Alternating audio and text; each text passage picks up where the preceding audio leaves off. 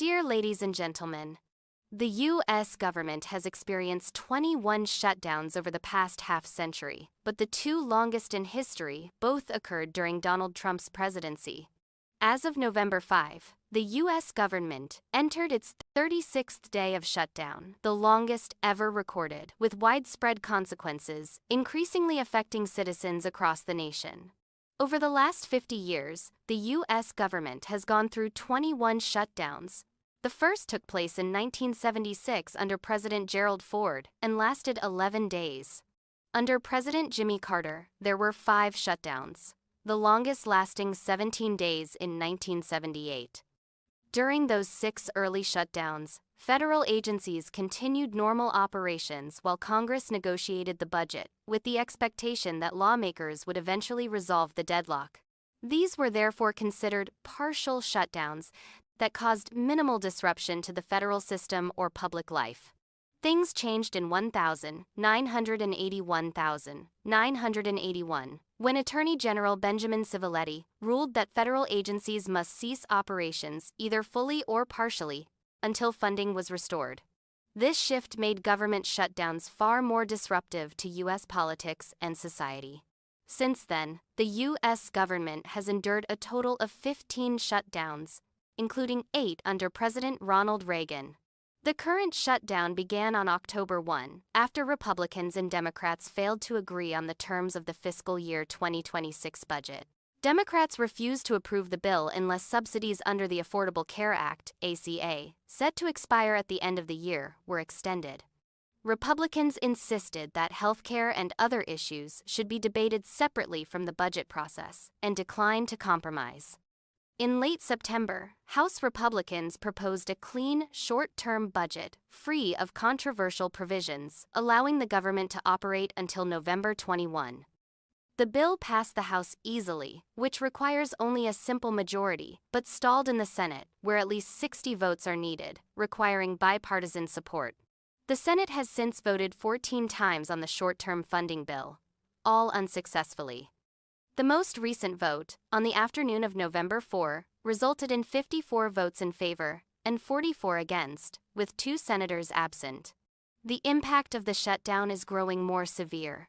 Hundreds of thousands of federal employees have been furloughed or are working without pay. Many programs are at risk of suspension due to lack of funding, including the Supplemental Nutrition Assistance Program, SNAP, which about 42 million Americans rely on for basic food needs. ACA participants face soaring health insurance premiums, in some cases up to 300%. Many airports are experiencing delays due to a shortage of air traffic controllers.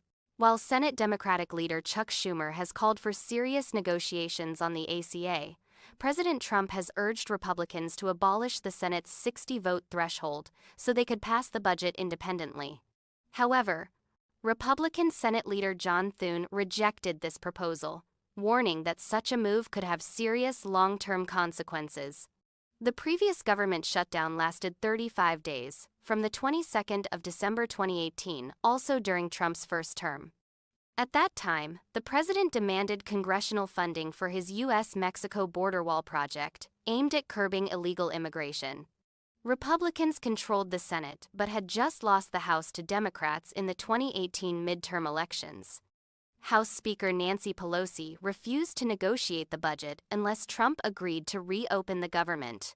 The president eventually backed down as prolonged disruption affected airport operations and left hundreds of thousands of federal workers unpaid.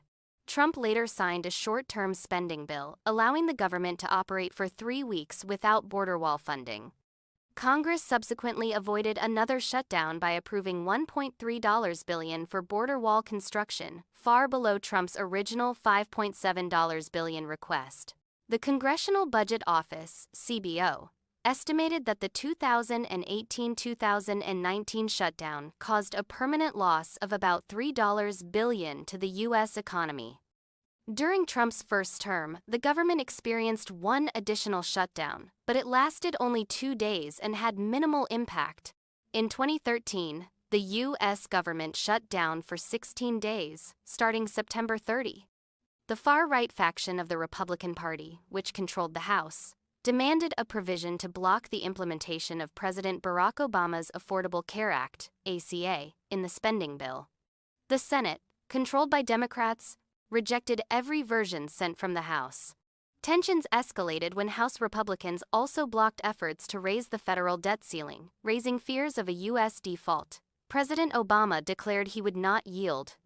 The deadlock ended after bipartisan negotiations in the Senate, with Republicans ultimately gaining no significant concessions on the ACA. Under Democratic President Bill Clinton, the U.S. government experienced two shutdowns due to budget disputes with the Republican-controlled Congress over commitments to balance the budget.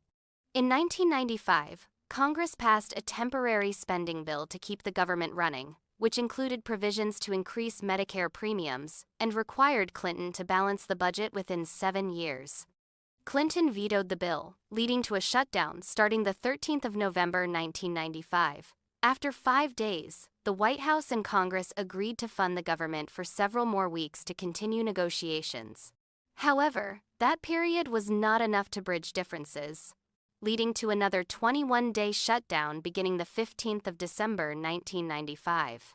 The standoff ended when Republicans finally agreed to compromise, with Senate Republican leader Bob Dole remarking that the situation had become a bit ridiculous.